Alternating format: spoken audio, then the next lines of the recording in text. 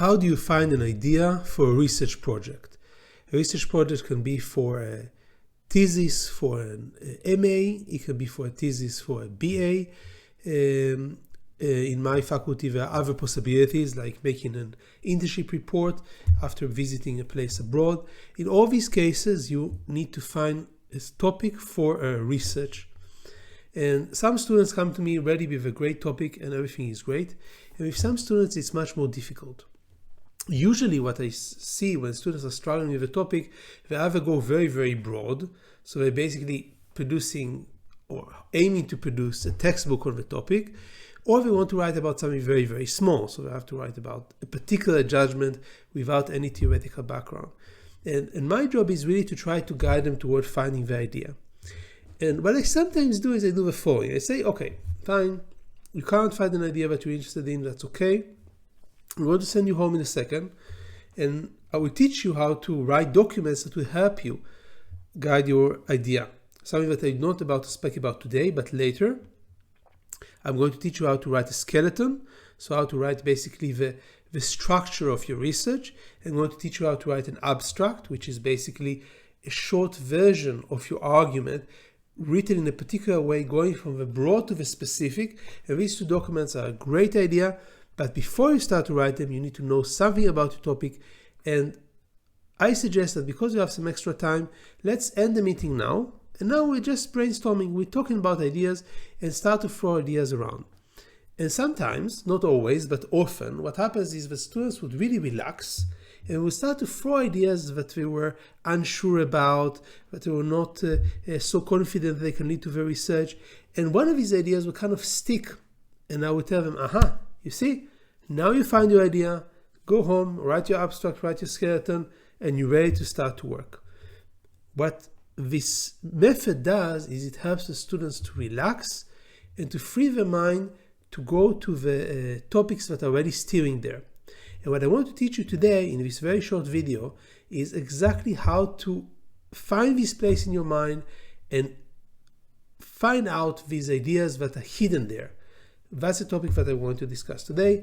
My name is Shai Dotan. I'm Associate Professor of International and Public Law at the University of Copenhagen Faculty of Law, and the purpose of these videos is to help you improve your English and your research techniques and everything that has to do with the use of a language.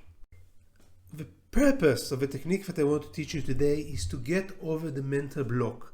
Get over this feeling that what you have is not good enough, is not ready, and this is exactly what is blocking you from choosing an idea and sticking to it. Choosing an idea that is not too broad and is not too narrow, but is just right for your research.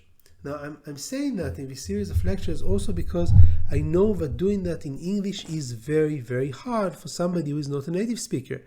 It's already difficult to find a research topic that you're interested in your mother tongue, but to do it in a different language is much, much harder.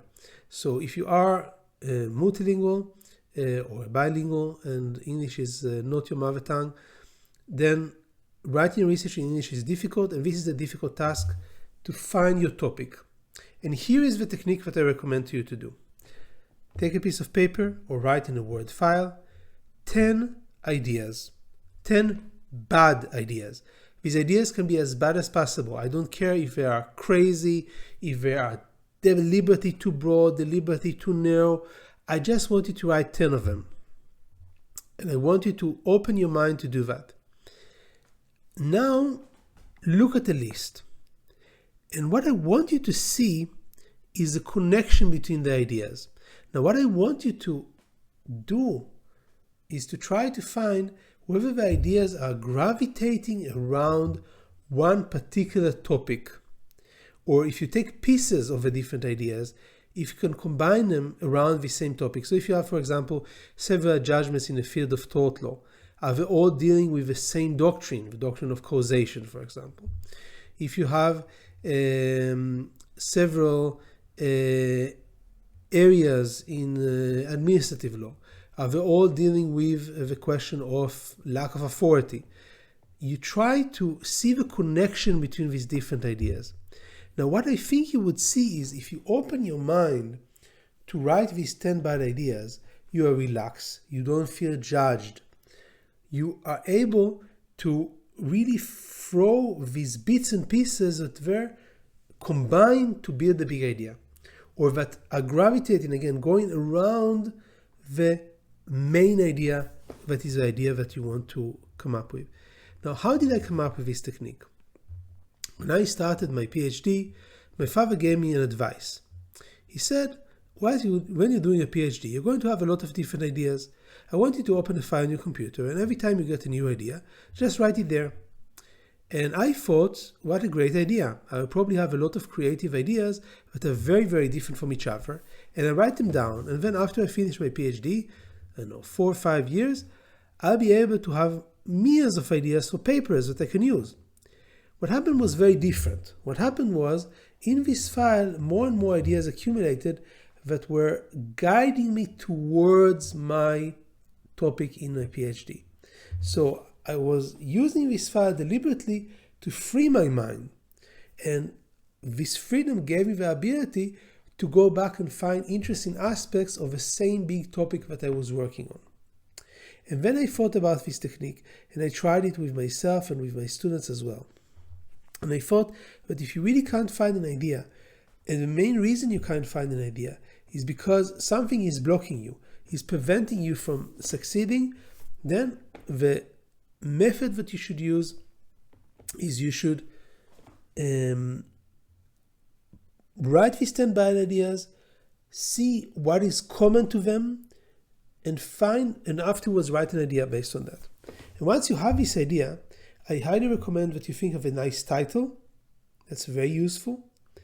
You can write a title that is informative. It doesn't have to be something very catchy.